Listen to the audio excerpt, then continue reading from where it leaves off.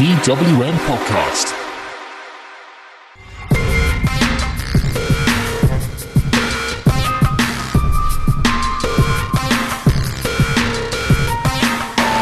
Hello and welcome to the Wednesday Night Wars podcast, sponsored by Squared Circle Box and brought to you in the form of ASMR. Not like that, it does. That sounds absolutely terrifying. Well, okay. Right, okay, no, we'll do it normally. Welcome to episode number 3 of the Wednesday Night Wars podcast, sponsored by Squared Circle Box. Do head over to squaredcirclebox.com to pick your first box up, and using the code TWM News does get you 10% off your order. Do not forget to subscribe to us as well on iTunes, Stitcher, Spotify, TuneIn, Acast, Podbean and YouTube, and anywhere else you do get your podcast to hear my wonderful voice and everyone else here at TWM News. My name is George. I am your host, and I'm currently hiding my jar of pickles because we're not doing ASMR anymore.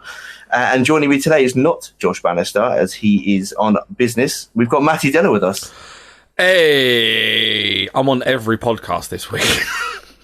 Literally, you are the TWM version of Roman Reigns. I'm literally on every part. I realised by accident, by filling in on Raw's show and then having to late doors fill in for Josh Bannister, who was off on assignment, realising that I'm going to be on every show.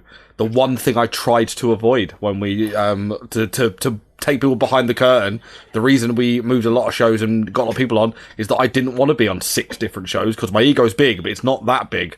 But here I am. I'm on literally every weekly show this week that isn't pre-recorded. So, well, let's hope this isn't a running thing. No, because I like you and Josh. I enjoy your podcast. It is a fun pod. Yeah. Luckily, I watched NXT and AEW this morning. So instead of waiting till this evening to watch it, I only watched half of each. Anyway, this is not how it should work. I know, but I know that Josh will watch it, and he's like, I will find out enough about that I need to know. I know. You give us the main headlines, I fill in the blanks. I am unfortunately the Dave Meltzer to your Brian Alvarez in this case. That's fine. Dave, let's get into NXT. A big return, well, 2 big returns happened last night on NXT. We'll start with one, and we'll move on to the other. Tomasso Ciampa is back in the ring in competition, beating Angel Garza in the opening match of last night's NXT, debuting a new finisher as well, Willow's Bell. And interestingly enough, I didn't know this, and I don't think Matt probably knew this either, but Kyle told us that it's named after his daughter. Well, I'm about to make you look like a fool, a damn fool, because I watched Blackheart. I need to watch that. I'll tell you what, it's a very, like, for a WWE, like, short documentary, the last really emotional one they did was... Actually, they've done quite a lot of emotional ones, like the Sasha Banks Chronicles, really emotional. The Page one's really emotional. This one... Rollins one was quite good as well. This one really tugs at your heartstrings. It's a very, like... It doesn't just go in depth about the injuries that he's had. It goes in depth about his family stuff and how basically his little daughter Willow's like a miracle baby. And it's... Oh, it was a hard to watch when I was quite tired on a Monday night. Nearly, I think my eyes leaked a little bit while watching it. But yeah, no, I knew his daughter was called Willow. So I did pop when when he hit this move. Also, it's weird because it's a new finisher, but it's like it's the new finisher, the return of the old one, because yeah, it's what he used against Johnny in their unsanctioned match. Wasn't it? He was using it, but not.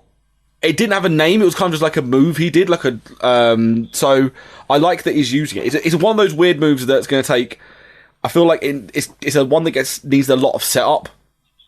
Yes. So I hope he still uses Fairy Tale Ending. Well, I mean, the setup for this was fantastic. He knocked Garza out the ring. Obviously, Garza comes to the ring in long, like trousers, whips them off like a stripper, and he chucked them in the corner.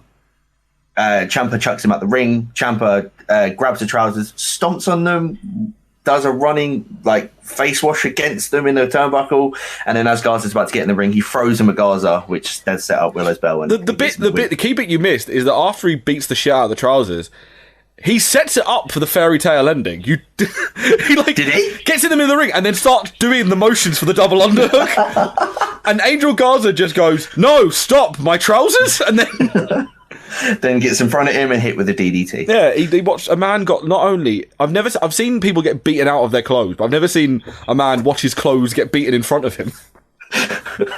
Well, we do love NXT for these sort of things. After the match, Undisputed Era does come out in full force. Roddy Strong, sporting Velveteen Dreams glasses, looked very, very fashionable. Nice foreboding from them there. Yeah, exactly. Ciampa gets a chair, gets his crutch, sits in the ring and waits for him to come over. But they're not actually there for him. They're there to give Mauro Ranallo a USB. Kyle O'Reilly sort of chucks it at him. He doesn't catch it. It just sort of lands in his arms and falls on the table. Goes to a break, comes back, and we get to see, apparently, it's all been approved and the USB is fine. It's a video of them four attacking. Well, it's an aftermath of them attacking Velveteen Dream, looks like a crate, him just laying on top of it. And Roddy Strong walks over, stamps on the glasses, which destroys them. Roddy is sporting a very sexy beard now. Yeah, he's kind of become more rugged. He's becoming basically, he's trying to almost play the sexy stakes of Adam Cole, which is a battle he will not win. No, he will not. This was interesting. I like this because I like when they do this, when Undisputed Era are kind of a very cocky faction. But they do have the moments where they do. Specifically Roddy, they kind of build that up as Roddy's kind of almost as the lower part on the totem pole, but he's the wild card because like he did it to Matt Riddle. He like murdered Matt Riddle in the car park, and then he just murdered Velveteen Dream. So they're kind of treating him almost as kind of the unpredictable one out of the four, which is an interesting wrinkle for Roderick Strong because he's usually played straight way down the line. It's also like he's trying to prove something to Cole. Like Cole's like, Fish, O'Reilly, you're like the best tag team in the world. Roddy, you still haven't sold it to me, and he looks like he's still trying to prove himself to Cole. Yeah, it's almost like he is doing kind of the like notice me, younger brother thing. Part of me was hoping that they give that USB, and it was like, I don't know, torrented clips of Ring of Honor. It's like, hey, look, he's won the world title. Watch this, Mauro. Mamma mia. But it does end with Kyle looking at the camera and saying "Dream over." So they're basically putting everyone on notice, whether you're Velveteen Dream, Tomasso Ciampa, Finn Balor, or whoever you are, you're on notice because they're going to get you. Yeah, it was a really nice little segment. It puts Undisputed Era over. They've still not touched Ciampa, which is very good. And I don't know if it got mentioned later on. I might be jumping ahead a little bit. You haven't noted. Johnny Gargano has an interview and he says, "Well, I don't know how I feel about Tomasso Ciampa until I see him face to face. Maybe we're going to get Undisputed Era against DIY down the line."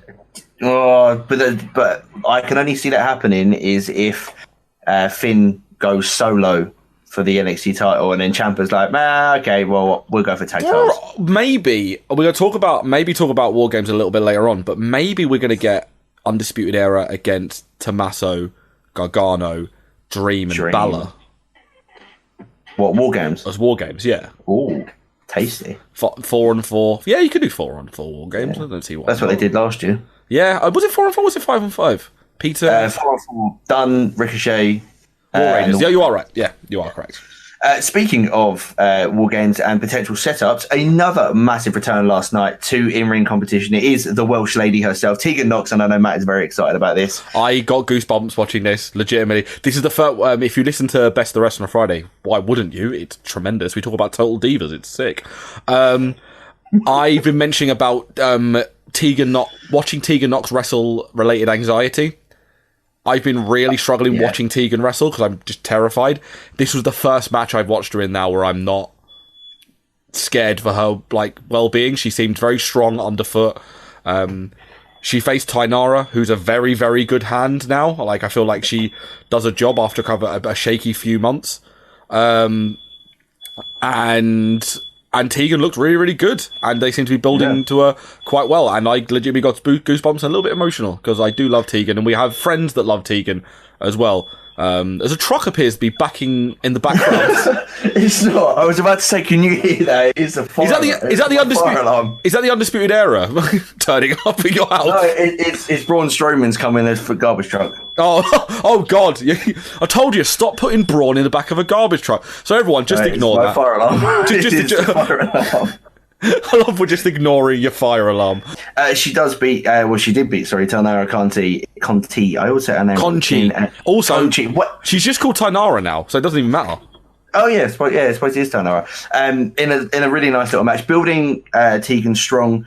And what happened after the match I think is setting up for a possible 5-woman match for the NXT Women's title at War Games, because she was Dakota Kai comes out to celebrate with her, like, well done on your return, you won. Shayna Baszler comes out flanked by Marina Shafir and Jessamine Duke to tell Tegan Nox to ask Dakota Kai what it's like to step in the ring with her, because I think Dakota's last opponent was Shayna before she got injured, wasn't it? Yeah, also they did the whole arm stompy thing, didn't they? Yes, they did. But I believe, this is just my personal opinion, that I think that War Games we're going to get Baszler defending against Nox, Ripley, Belair, and the other one, Shirai.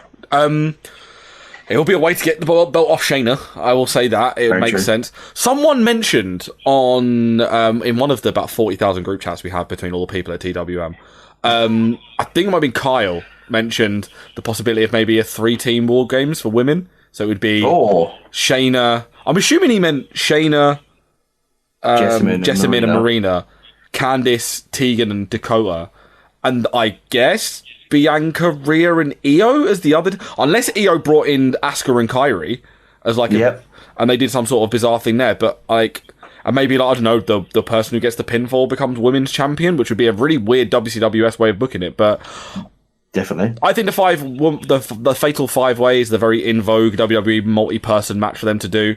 Yes, it is. Because like you say, it's a way of Baszler losing the belt with not being pinned. Yeah. For her to go, screw you lot, I'm out of here. For her to then appear on SmackDown or Raw. It depends. If they are on the verge of Asuka-ing Baszler to the point of she's going to be so strong when they move her up. Or not move her up now, move her over to the other brands. If they move her over to the other brands. More likely SmackDown.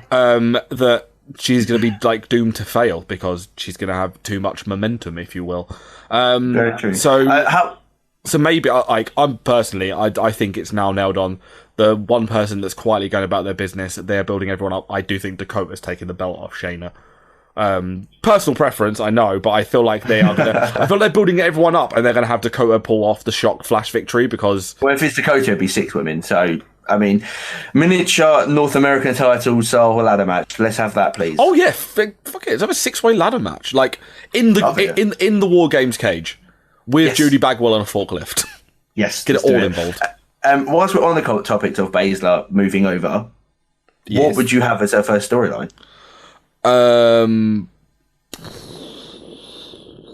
Bring back Rousey as a heel.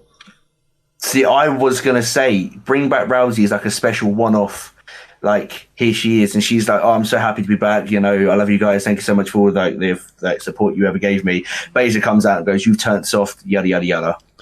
Yeah, you could do that. I don't think they're going to do 4 horsewomen versus the 4 horsewomen anytime soon. Because Jessamine Duke and Marina Shafir suck.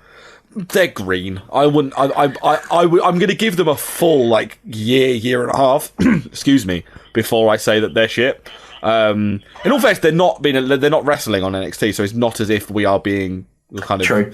Like they're being shoved down our throat. They're being used as heavies while they're learning on the house show circuit, and I feel like they'll be fine down the line. They'll be passable. They are athletes after all. It's not as if they're going in completely blind. But yeah, no, if you do so, Io, Bianca, Rhea, Tegan, Shayna. Yeah, no, and then you just do a 6-pack challenge for the women's belt at War Games. Taking it back to Night of Champions 2009 Championship Scramble. They didn't. Yeah, I genuinely legit love that stipulation, and I'm really upset they don't do it often. On the topic of the women, Io Shirai did beat Kaden Carter in a match later in the night. I think it was later. She was. Yeah, she was confronted by Rhea Ripley afterwards as she called out. She sort of called out every woman that's on the roster, really. Yeah. Ripley came out and sort of shut her down and said, you know, Belair ran her mouth last week. See where that gets her. You continue to do the same, and I'll show you what happens. And then Io Shirai just sat there cursing in Japanese.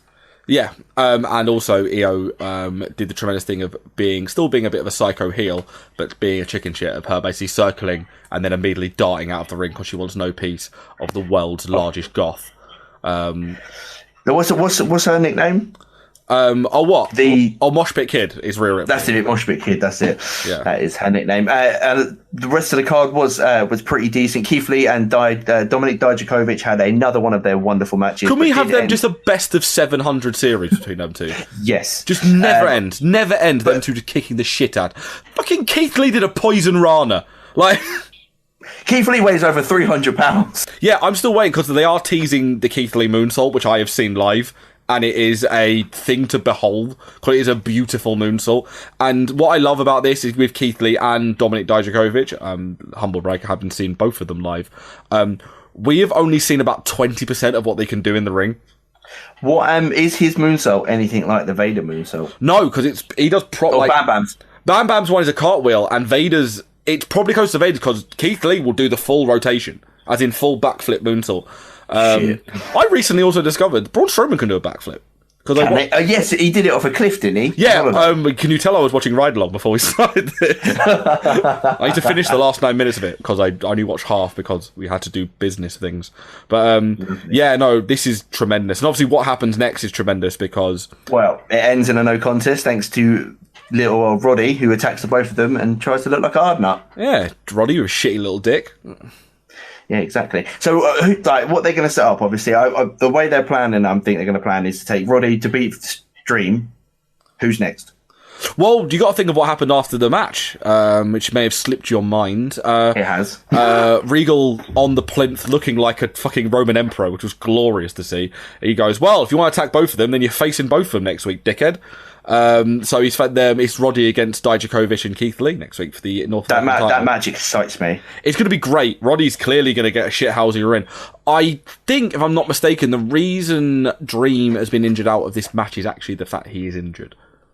I do believe next week was meant to be his actual chance. Wasn't it? And and Regal said to Kathy Kelly about the whole situation. Saying that, he wasn't able to compete. But I do think, not kafab, that he's injured. I believe WWE mentioned something. No WWE are randomly now doing injury reports. Yeah, the injury report, but only on the NXT stars. Yeah, so I feel Dream's actually legitimately injured, and he's got to rest. But Roddy, Keith Lee, and Dijakovic. Roddy getting yeeted. Yes. Absolutely yeeted across the... I'd love to see the Keith Lee moonsault onto... Just flatten him. Just literally just goes through the ring to the core of the earth itself. Past Hornswoggle, past Bray Wyatt. The mole people. Or the lizard people. Depends what conspiracy theory you believe in. Where you go. Ask Dan Lloyd on lizard people. Eric Rowan underneath the core of the earth controlling the world.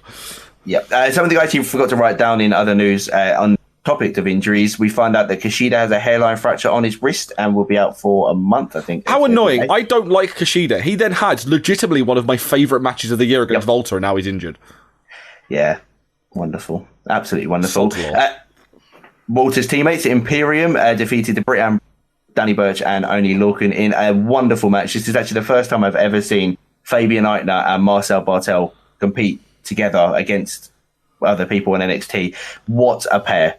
They are, considering they were literally just chucked together, to give a little background to people, me just being an indie prick, Marcel Bartel did start his career as a tag team specialist in Hot and Spicy. So he's a very good tag team wrestler. Which one was he, Hot or Spicy? I don't know. The other guy was Damac off of the Cruiserweight Classic. So, I don't know which one was hot and which one was spicy. One of them could have been and. We don't know at this point.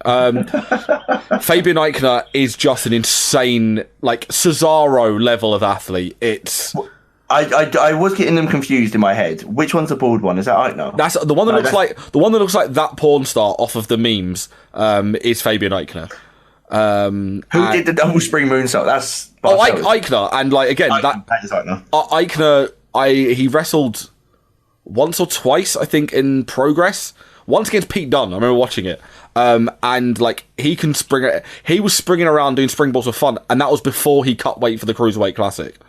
Mental. So he's very, very good, and I just love Oni Lorcan, and I love Danny Burch. Everyone in this match, these four kicked the shit out of each other, and I absolutely loved it. I was sat watching this match at work, the point where they were just chopping each other, I was physically wincing, sat at my desk watching this match because it just looked horrific. It was great. There was 3 matches on this card that were just people kicking the crap out of each other. You had Keith Lee and Dijakovic, you had Imperium and the Brit and Ballers, and then you had the match I believe we're going to go on to in a second, which was Matt Riddle and Bronson Reed.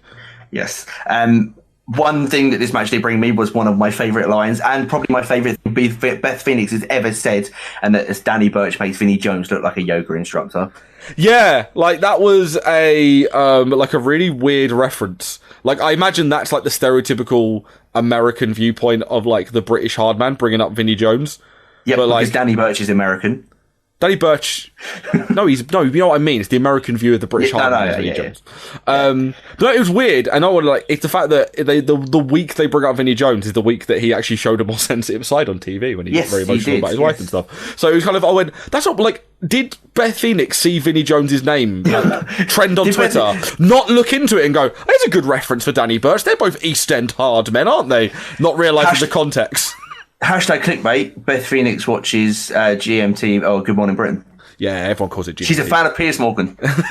she's like my mum, and I keep arguing with her every day to say she's wrong, but alas, we're here still. Piers Morgan is a prick. Pass it on. Imperium. The thing I'm happy about in being where they are is Vince hasn't got their hands on his hands on them yet, because I can just see him making them into some form of racist SS kind of. Oh, he wouldn't do that. He'd make them into a comedy gimmick. He'd probably still make him into some form of SS comedy gimmick. Like you can't have. I can't believe I'm saying this on the podcast. George, you can't have comedy Nazis. This is Vince McMahon we're talking about. You cannot get the nuance of hello. But I would be okay if Fabian Eichner walked around going, good morning. We are now alienating 80% of our audience by bringing up not just a British sitcom from the 80s that I was even too young to see first time around. Anyway, let's move on and away from the problematic River. Even Matt Riddle defeated Bronson Reed in, like what Matt said, a hard-hitting affair. So good. I love Bronson Reed. Bronson Reed is going to be a very big deal in and he said in progress in NXT. Same thing. Bronson Reed is the tag team with Dan Mathers, isn't he? Alongside Robbie E. Is it Bronson Reed? No, Bronson Reed's the one been managed by Bivens. Bronson Reed's managed by Michael Bivens. The one team with Dan Mathis is it Tino Sabatelli or the other guy? One of the guys with sports cars that had a tag team before. I can't remember what they were. They're the ones with Robbie E. They'll turn up eventually because they're really big. I'm sure they will. But Bronson Reed is just a ridiculous athlete, and so is Matt Riddle. So these two just battered the fuck out of each other. It's Riddick Moss. Riddick Moss, that's the one. That's who I'm getting confused with. That's who I'm getting him confused with. But yes. I personally loved the fair catch from Matt Riddle to catch him into the Bro Derek, which they're now called. I know that he's got some really cool names for moves, but I know they're doing the whole thing of because he's an MMA fighter, he's really versatile. Yes. But if they're sticking with this finisher basically being a power slam that's not really a tombstone, but is kind of a tombstone, I think he needs another finisher. Like, I don't know why he's not using the bro to sleep or the final flash as one of his finishing moves. Or the bro mission. Yeah, but he needs a non-submission finisher. I think you always need a non-submission finisher. I do feel that hamstrung a lot of... Like, Kurt Angle only really became a really big main eventer when he... whacked out the ankle lock. He had the ankle slam beforehand, then he whacked in the ankle lock. You always need both. Yes, I would say. I think the Bro to Sleep's a good move, but because it's CM Punk-esque, I think they want him to go, use something else. Also, they let Dakota Kai go to kick, so I don't see why... It's probably because it's literally the same name and Hideo as well, if we're honest. Just use the final flash, that jump, but then again, Kenny Omega. It's hard. Like, think of a move. Buddy Murphy. Kenny Omega, Buddy Murphy, same thing. I don't know, like, they got to think of something for him. Like, I like them using the armbar. I thought the armbar was when they did it with Matt Riddle, was like with Adam Cole, was a really cool idea to have him with the armbar as a finisher. Doesn't he do a moonsault as well? He does a corkscrew, like a corkscrew senton called the Floating Bro, which is the most ridiculous name for a move I've ever heard, but... Yes. Well, I mean, Matt Riddle, I recently put his theme song in WWE or wrestling playlist on Spotify, and I just sit and walk down the road, imagine everyone going, bro. It is tremendous. I keep constantly singing Tomasso Ciampa's theme at work. I keep singing Street Profits. No, the fact that I'm walking around work, and as everyone knows, I work in a school in my shoot job, and I'm walking around singing "No One Will Survive." I'm gonna get myself into trouble, but it's such a catchy theme. Anyway, digress. Yes. Anyway, second to last match we will speak about here: Killian Dane squashed Boa. Boa had 2 weeks TV time, and both times he was absolutely destroyed. Poor Boa. He's got fans, and he's a decent wrestler, but he's just like wrong place, wrong time. For him at the moment, he's going to get run the flip over by Mr. Dane. It was a brilliant show. To see how AEW paired up. This podcast, and indeed all TWM podcasts, are brought to you by SquaredCircleBox.com, the only place for your monthly wrestling box needs. With things from superstars from WWE, AEW, New Japan Pro Wrestling, Impact Wrestling, British Wrestling, Independent Wrestling, and loads more, it is the only place that matters if you want to get the best wrestling swag for a low price. That low price is just £25, people. What a bargain! And you can get snapbacks, t-shirts, magazines, DVDs, trinkets, whatchamacallit, doodads, you name it, they have it each and every month. And just because you listen to TWM, you sexy people, you get 10% off your first order. All you got to do is use the code TWM News in the checkout. Just use the code TWM News in the checkout for 10% off your first order at SquaredCircleBox.com.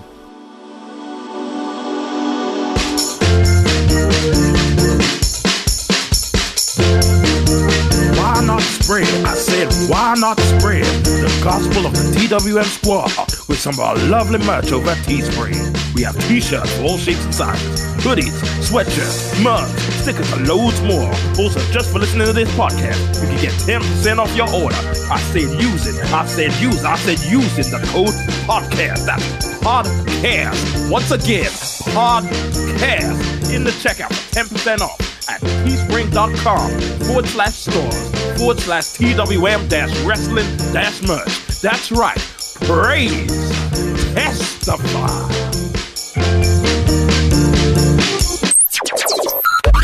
He is now possibly my favourite wrestler in the world, Darby Allin. What a performance by him against Chris Jericho. I know, and some people, even people within the TWM multiverse, have been casting aspersion on Darby Allin. If you want to read a very controversial article, I had a very long conversation with Sean Pond about this, about how AEW should listen to Jim Cornette's advice on All Elite Wrestling. And he mentioned about saying someone like Darby Allin shouldn't be in the main event picture. I was like, yes, he should. Yes, he should. Look, this match proved that he's the guy. Like, I don't think he's ever going to win the belt, but he's the guy that you can believe is going to win the belt off of. Ironically, he is a Chris Jericho in 1999, 2000. Well, as Excalibur pointed out on commentary as Jericho was entering the ring, he pointed out that Darby Allin was a big fan of Chris Jericho's growing up. Chris Jericho is 48 years old. Darby Allin's 22. I know. And he liked to point out the fact that whilst both Jim Ross and Tony Schiavone were calling Jericho's matches back in WCW and WWE, Darby Allin was at home watching him, learning, and it was just incredible to think that he is that young of an age. What I love is Excalibur almost implied that Darby Allin was at home as a child plotting how he would beat Chris Jericho. And I was like, he more or less did. Just sitting there. I did love one person's face paint. I was annoyed they didn't mention the fact that he had Ciampa all over him. He's done that before. He did that in Evolve. I was trying to read what it said. I couldn't read it. Champ. He's written Champ all over him. He's done it before. He did it. For Evolve. I can't remember. It might be against Austin Theory. I can't remember.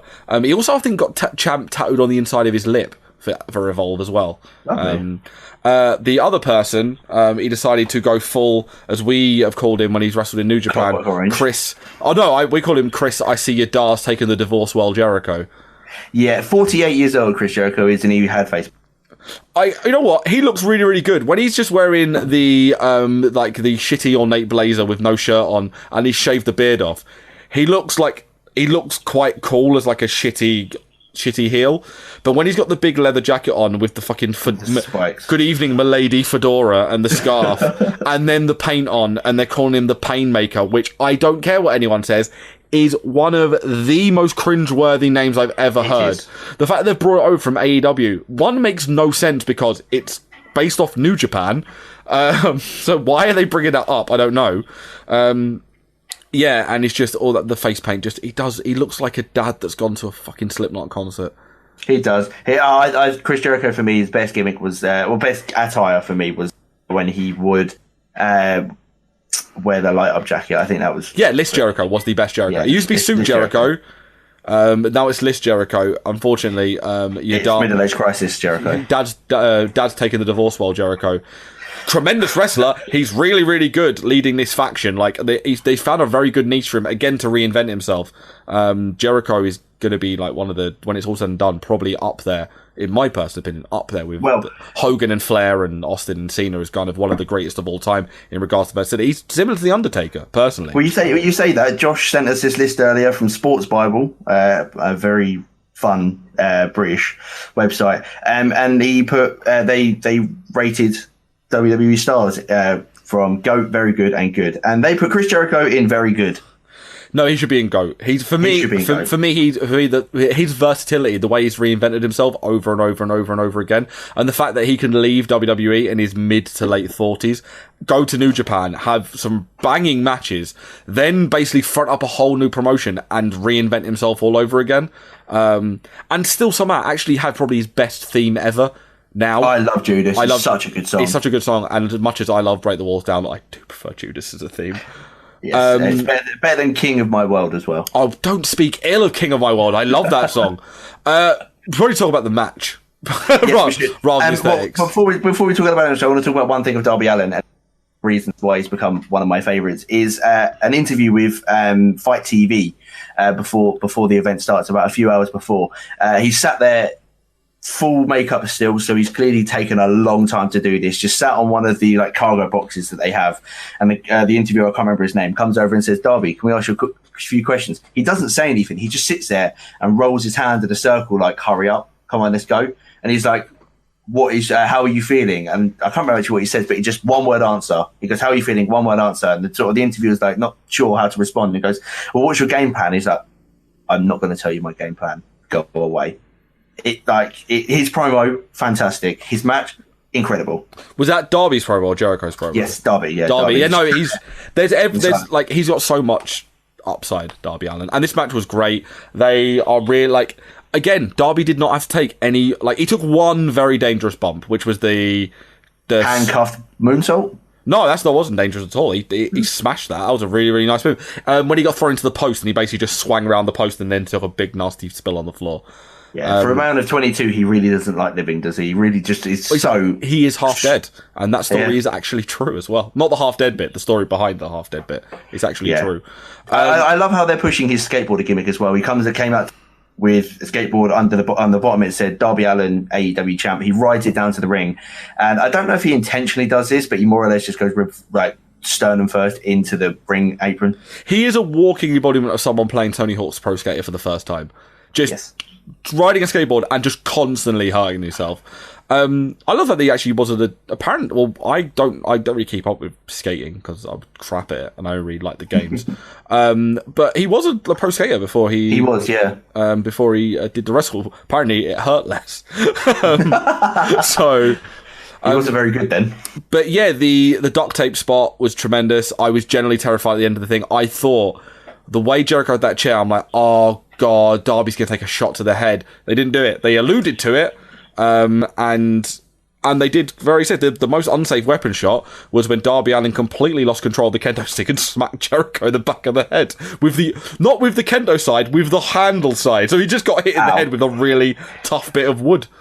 Yes, the match did end after 5-star Wrestling Zone, Jake Hager, baby! Jake Hager comes out and pushes Darby Allin off the top rope, and Jericho locks in the walls of Jericho. A move we don't really see him use that often at the minute. He's been using the Judas effect and Codebreaker a bit more to pick up the win, and then Inner Circle comes out to celebrate with. Matt, do you want to do it? A little bit of the bubbly! Yes, a little bit of bubbly at the end of the night. The other title match we had last night was Riho against Dr. Britt Baker, DMD. Was it MDM? No, DMD. DMD. It's like dentistry or dentist, medical doctor, something like that. Something like that. But Riho did retain. Does her way of winning make her seem a bit lucky as a crucifix pin? Yes, because that's the whole point of her, that she is a resilient but lucky, very similar to Kofi. Yes. Resilient but lucky face. Because she's fucking tiny. She's less than 100 pounds. So having her dominate over people would actually look silly. Like, yes. A comparison would be Marko Stunt, which we'll talk about later on, I imagine. Well, I think you can also compare her back to Darby Allin. The beginning, Darby Allin is just small and he's darting fucking everywhere. He confused Jericho the entire time, and I think Riho is that to her advantage as well. And I said, like, Marko Stunt's a very, very small wrestler as well, but he's a very small man. He's a tiny, tiny man, and he the key point is, and people are like, well, it's not believable, and I'm like, well, have you never seen like a small person knock like a much larger guy out? It's happened. It happened. It's called momentum and right place, right time. I would also turn around and say, remember the time Joey Styles knocked JBL out with one punch? Anyone can knock anyone out at any given opportunity.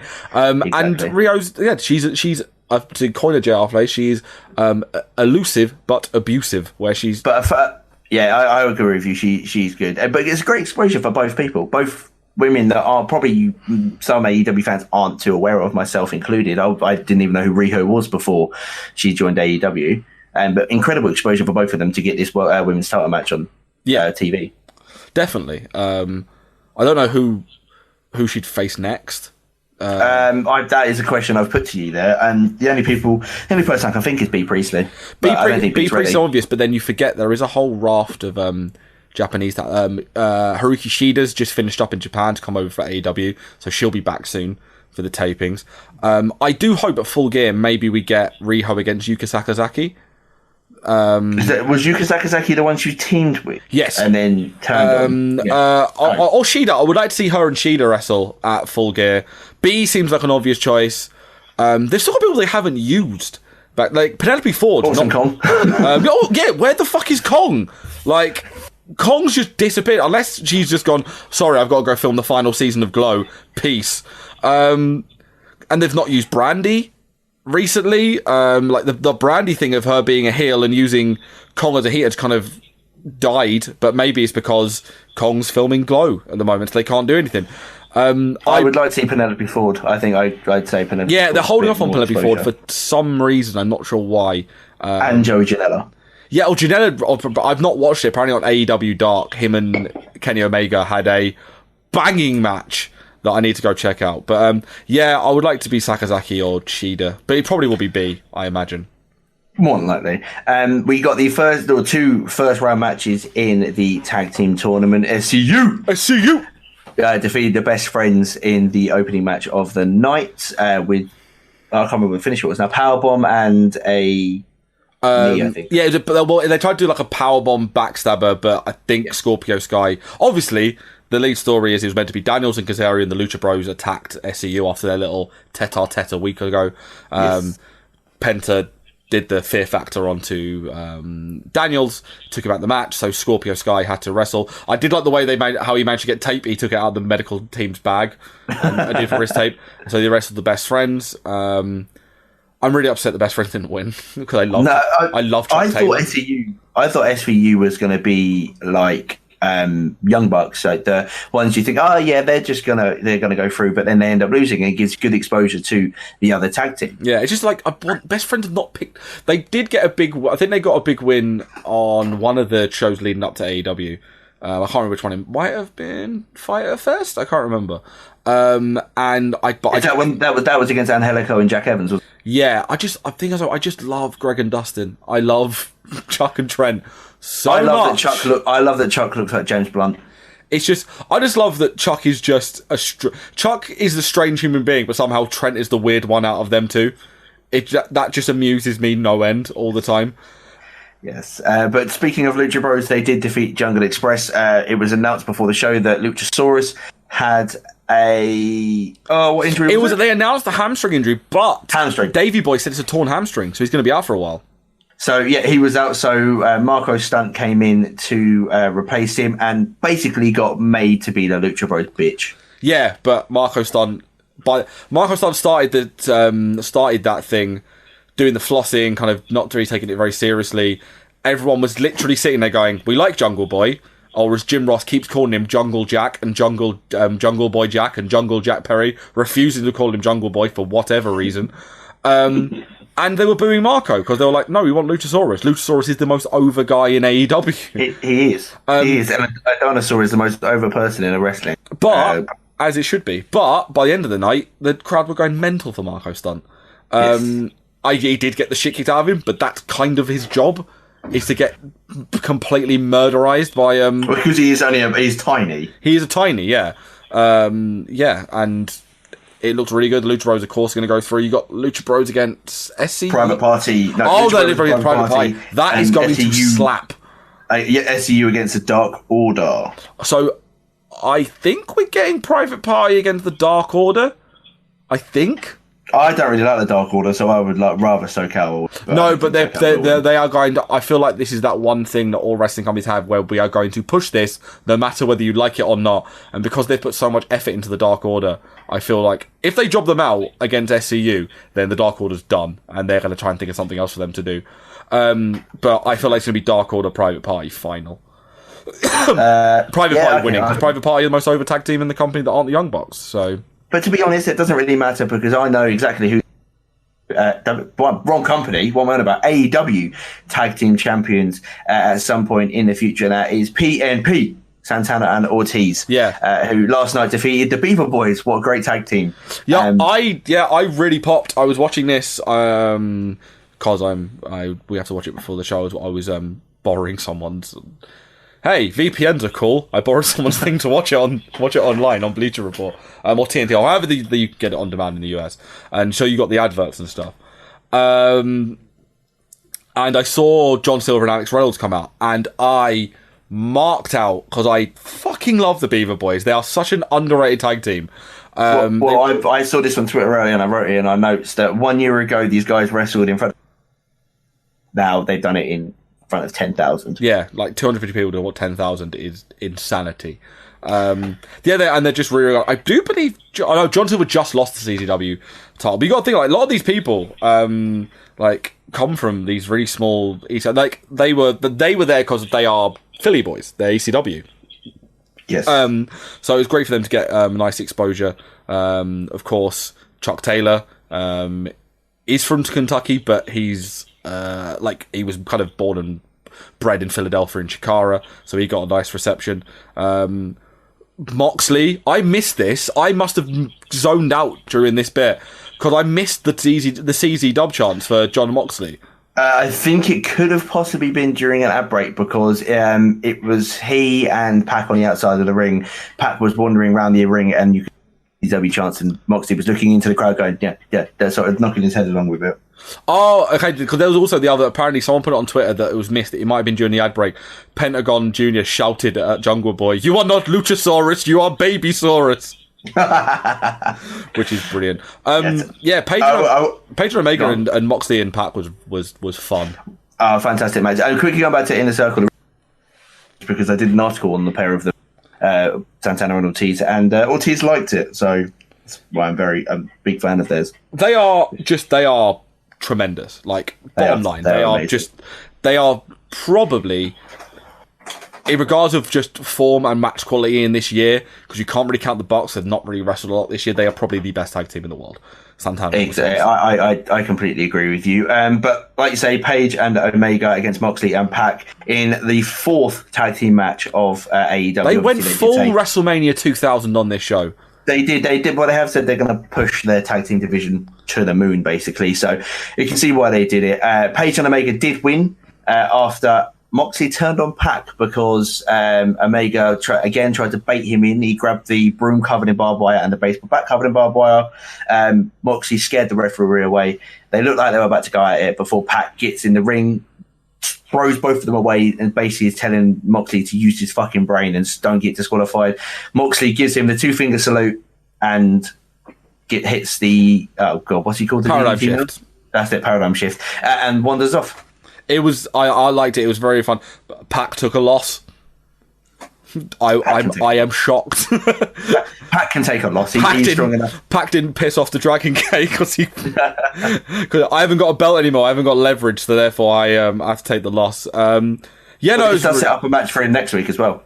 Yep, we got Pac and Moxley next week, which is going to slap hard. Who's going to win? Probably. Oh. I would maybe Pac because I imagine Omega's going to, I don't know, twat Moxley in the face with that barbed wire broom. So he's been teasing it. Another thing I saw on Twitter earlier today it shows the brighter side of Jon Moxley. It is during the outbreak, they're stood on the outside, and he sort of walks up to Pac, puts his hand in the air for a high 5, then puts it low, then turns around and puts both his hands behind his back for a high 10. For a low 10, and Pac is just staring at him like, what the fuck are you doing? I do love they go with the gimmick of like Jim Ross. Great line because Jim was a lot better this week. He did have still a couple of random flops where he just talks for the sake of talking, like an old grandpa at Christmas. He did turn around. He was like, "I made Pac smile today because I said you're antisocial. You're not friends with anyone." And Pac had a big smile on his face. And he went, "Yeah, I am." And I love that they are just playing into what's Pac gimmick. He's a bastard. Like, he's just a prick. No one likes him. So more or less, it's tremendous. I absolutely adore it. I adore this gimmick. I adore the way he's presenting it. It's just A1 top draw. Mr. Deller, I need to ask you to please buy me some Who Wants to Be a Millionaire lights and the theme song for this part, because I need to ask you who was better. Chris Tarrant. For me, and this is the first time I'm saying this in the 3 weeks that they've kind of faced off, AEW was the better show. I agree. I know, because I've been listening to you guys pod. You've been saying that AEW's been better all 3 weeks, and I disagreed. I said NXT of it has been. No, we didn't. We said NXT won first week, and then AEW. Well, okay, but then irregardless, I've disagreed because I've said NXT have won both weeks. I thought NXT won the first week. I thought NXT won the second week, and this week NXT was kind of just there. There were some big things. I was very excited personally for Tegan. Really happy the Ciampa's back, and they built up some really good storylines. And they're kind of now officially on that road towards War Games. But AEW had like their first big title match, a really fun women's title match. There wasn't any promos on this show. It was all just match. And they showcased what they should be showcasing, which is work rate, tremendous wrestlers, and tag team wrestling, women's wrestling, associating all the things that everyone kind of associates WWE with not caring about. They should be caring about. And the last few weeks they have been doing a lot of kind of promos, setting up exposition, so on and so forth. And this week, I think they brought it a bit more. It probably was typified by the fact that we had the Jericho Allin main event, which was just tremendous. Well, I mean, using that as an example, WWE would never do that. They would never use what someone might consider mid-card talent and give him a good 15, 20-minute match against the world champion. No, because in WWE's eyes, they don't deserve it. The last time that happened I can't remember the last time that happened. The funny thing was, as I said before, the last time they gave the most infamous mid-card talent that got a title shot and came close to winning the belt was when Jericho, in brackets, won the WWF title from Triple H in 2000 and they had to give it back. So it's kind of ironic that they've done this very similar thing with Darby Allin and Chris Jericho. I would have said 20 years on. I think they did do it with Neville. Against Rollins many moons ago, but the most infamous one for me was Jericho and Triple H. But like, I can't really think of things. There wasn't really anything that didn't really work. JR wasn't too bad this week. Schiavone and Excalibur are always smashing it. Oh yeah, like Schiavone, it's amazed. Like, it shows the quality of his work and how late WCW 2000s just killed him because he's a very good commentator, and like he just jumped in like a glove, and he doesn't sound dated like Jim Ross can. He sounds like he knows. Like, when I used to listen to MLW, it was amazing to hear him talk about Matt Riddle and Shane and Isaiah Scott now, and all these like indie wrestlers. Like, he was like, well, I'm aware of the products, I know what's happening, because he does his research, whereas Jim Ross is probably like, well, call her in the ring, kid, and he just goes in and kind of gets names wrong. And I think I'm always going to be annoyed by him keep getting Jungle Boy's name wrong, because it's literally the easiest name in the world. But for NXT, it just seemed like... And the one thing we didn't mention as well, actually, when we were talking about NXT, was Pete Dunne losing to Damian Priest as well. Of course. How did I not even... That was a main event. How did I not... Because it was just... I had it on, but I wasn't watching it. And I love Pete, and I love Damian Priest. And I just wasn't that arsed about the match, if I'm honest. I can't believe I left that off the notes. What an idiot. But still, like, that kind of hammers home my point. They led with the big story, which was Ciampa's match back and the Velveteen Dream angle, and everything else was kind of just there. Like, it was good. Both shows are good. This is the thing I keep hammering home. When I said NXT have won the last 2 weeks, I know I'm going on, and I'll let you get your point across in a second. Sorry, I don't have a point. Continue. NXT has just been better, whereas AEW's been good. NXT's been great the last few weeks. This week, AEW was great, NXT was good. It's still the same. It's very similar to when we review NXT takeovers. There's usually 4 matches that are great, and then unfortunately usually the NXT Women's Title match is usually very good. But it's one of those things. Like, AEW was really, really, really good this week, and unfortunately NXT comes second because it was only just really good. Yeah, no, I completely agree. They did, like you say, they had a great card. They were stacked, but there was just not much in comparison compared to AEW. AEW smashed. I feel like they've blown through a lot of their big guns in the last 2 weeks to kind of almost blow AEW out of the water, and it didn't work. So like, I think they're now going to kind of level off and hopefully say that the quality will shine through. Finn will be on next week. Finn's going to be on NXT, so I imagine that's going to give it a big spike. Yes, he will. But we're in a nice little run-up right now to the 2 pay-per-views for both shows. AEW Full Gear on November 9th and NXT TakeOver War Games on November 23rd. Yes, so we got all that. Premonitions. We'll try and do premonitions. We kind of didn't do it for Hell in a Cell. To give it a bit of a break, because obviously a lot of change happened on TWM. Well, this is not a WWE podcast. It's an NXT and AEW podcast. This will be me and Josh going against each other. Yeah, maybe we need to get like different belts. Have about 12 different belts running around. Be worse than boxing federations. Well, if you want, you could just do what Impact did when they did the beer drinking championship. Just buy the WWE spinner belt and stick like the NXT logo. Dude, what do you think the premonitions belt is? Yeah, it's true. Oh. Well, anyway, we'll wrap this one up.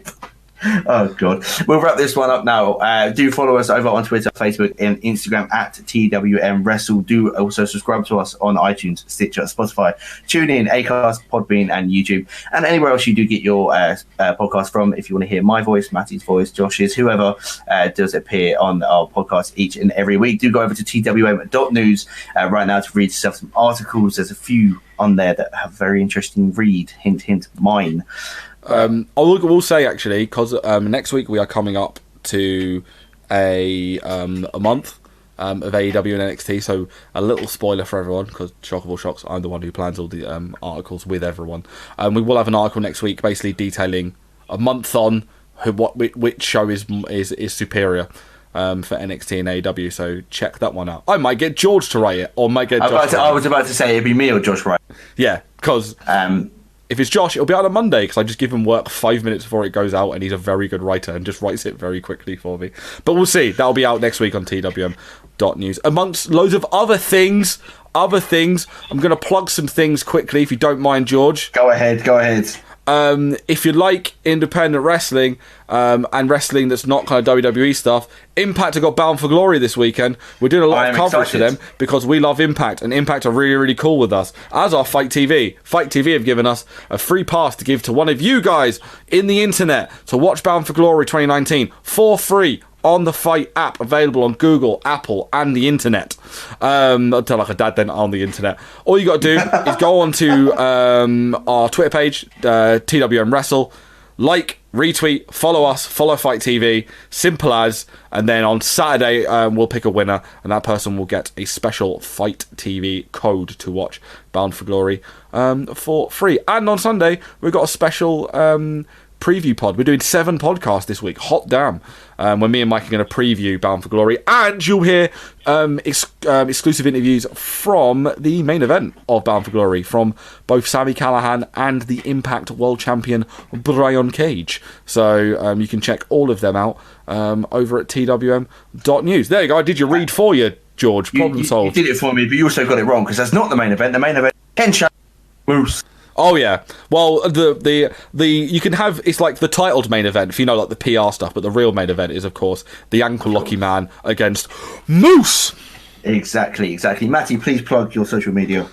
Follow me on all the places at MattyID if you like pictures of cats and me and cats and Bake Off. I didn't tweet Bake Off last night because I was too tired. But Bake Off is a thing that I like to tweet about a lot. Sometimes I tweet about football if my team's winning. Same with the NFL. All at MattyID. Simples. Follow me on Twitter at George_Geal_ and on the gram at George_Geal_95. But that is a wrap, guys. AEW goes 2-1 up. No. Yeah, they go 2-1 up in the Wednesday Night Wars. Even though Matt does disagree with me and Josh giving NXT AEW win last week, I don't really care. It's our podcast, and he's only on it every now and then. But until next week, love you, bye.